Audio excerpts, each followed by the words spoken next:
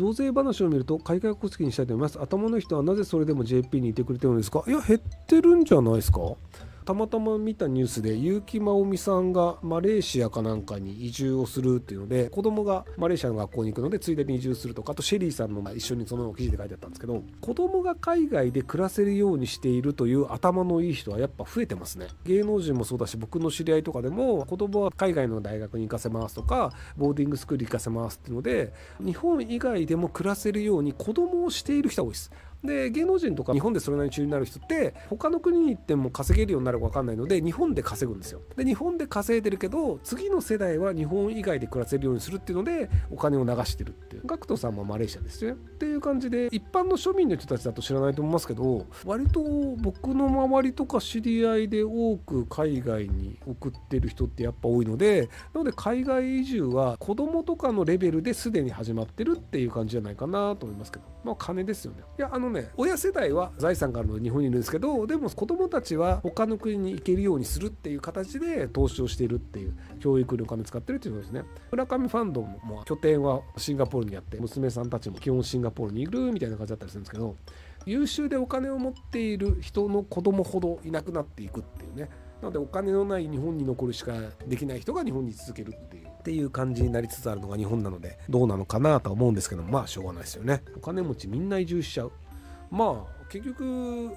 日本を変えるのは難しいよねってなると、じゃあ自分の家族が日本以外の国で暮らせられるようにした方がいいよねっていう結論になるので、なので自分の国が変えられるよねっていう希望があるんだったら多分日本国内で頑張っていくと思うんですよ。でもなんか40年間ずっと少子化でみたいなので年金も流用しますってなると、これは将来もっと悪化するよね。人口動態として日本はどんどん人口が減ってって経済悪くなるよねというのは見えてるんですよ。経済と人口というのは比例するので。なのでそれはさすがに他の道に行った方がいいよね、もしくは直した方がいいよね。でも直せないよね、だって高齢者ばっかりが投票していて高齢者優遇というのは変わらないよねっていうのがあったりするので、なのでそれはやっぱ海外に行くっていう風に、い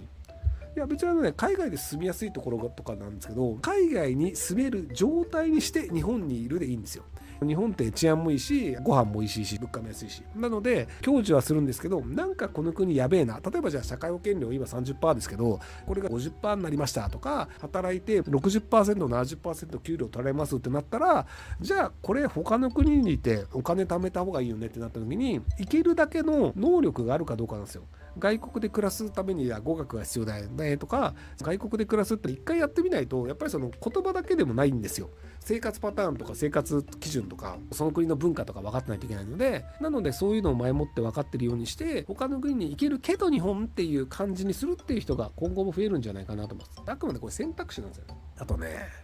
子供を海外に中学高校とかどっくり込んどくと帰国子女枠でいい大学入れるんですよ。なので大学受験という後で全く使わないようなどうでもいい勉強をして有名大学に行かせるより、中高外国行かせて英語喋れるようにして、で海外でも生活できるようにして日本に戻して帰国子女枠でいい大学入って外国語できるっていうので大企業受かりやすくなるんですよね。大企業がなぜ今利益率高いかっていうと、海外に輸出をしている大企業は利益率高いんですよ。なので海外でも仕事全然できますよっていうので帰国子女枠で入った大学生がいい大学だしっていうので採用されやすくなるっていうので、無駄にどうでもいい古典漢文とかやらないで幸せになるコースっていうのでいくと、やっぱりなんか金持ってる人はそっち選んだ方がいいよねってなっちゃうんですよね。なので一生懸命日本の中で古典漢文とか勉強してるのはいかがなものかなっていう風になればいいんですけど、なかなかならないですよね。まだみんな古典漢文が大事なんだって言って勉強し続けるっていう、間違った方向に間違った努力をみんなしているっていう。100君出た時にうさぎ跳び良くないよねっていうのを僕は言うべきだ派なんですよ。うさぎ跳びよりももっと効率的に筋肉をつける方もあるし、むしろ筋痛めるから良くないよねなんですけど、でも日本史を一生懸命覚えるとか古典漢文を一生懸命覚えるとかみんながやる必要ないよねって話なんですよ。古典を勉強したいですとか、じゃあアカデミックに行って昔ながら日本書紀の研究をしたいですっていう人はご自由にどうぞって話なんですけど、大学に行く人全員がそれやる必要ないよねっていう。でもそれやる必要ないよねっていうのが正論にならない国なんですよね。例えばじゃあ日本の大学に行く人がみんなドイツ語が話せないといけませんってなったらおかしいじゃないですか。でもドイツ文学やる人とか、じゃあ医学書ドイツのを見たいですとかであればドイツ語は重要だよね、わかるんですよ。別にドイツ語の勉強が不必要みたいな話をしてるわけじゃなくて、ドイツ語が必要な人はドイツ語やればいいけど全員がやる必要ないよねという話なんですよ。ところがどっこい古典漢文に関していくと、古典漢文必要な人がやればいいんじゃないの。でも別に古典漢文一生使わないで暮らせますっていう人であれば、じゃあそれは法律の知識だったりとかプログラムの知識だったりとか、社会に出た時にもっと役に立つことに対して覚えた方がいいんじゃないのっていうふうに僕は思うんですよ。でこれ僕正論だと思ってるんですよ。でも僕の考えは少数派なんですよね。役に立たなかったとしても古典と漢文を大学受験の時に覚えるのが正しいのであるっていう人たちが多数派なんで、そりゃあやっぱこの国悪くなるよねっていう、将来悪くなることっていうのがどうでもいいと思ってる人たちが古典漢文をみんなやるべきなんだって言ってると思うんですけど、そっちで没落していくんだったらそれはまあご自由にどうぞ。僕は別に日本が没落してっても他の国で暮らせるような状況にはなってるので、なのでまあやっぱそれは失敗するよね、こうやって没落していくよねっていうのを高みの見物ができるような状況にはなりました。なのでそれが嫌だったら間違った考えというのを変えた方がいいよねというのが多数派になった方がいいんじゃないかなと。古典と漢文で戦う漫画描けるやろ。いや、そういう漫画を描く人は古典と漢文の勉強をすればいいと思うんですよ。古典と漢文が役に立つ役に立たないの話をしてるわけじゃなくて、全員がやる必要があるのか、やった全員がそれを将来役立てることができるのかどうかっていう話をしてるんですよ。みんながみんなプログラムを勉強しろとは僕言ってないんですよ。法律の勉強をする人もいればプログラムの勉強をする人もいて、いろんな勉強をして自分は将来これを使うよねっていう勉強がそのまま大学の受験に使われるというのであれば、それは大学受験の時に勉強して、じゃあ法律の勉強したからその後弁護士行きますとか、大企業で法務部に行きますとか、簿記の勉強したから企業に入った後経理やりますとかっていうので、役に立つ勉強を選ばせればいいんじゃないのっていうふうに僕は思うんですよ。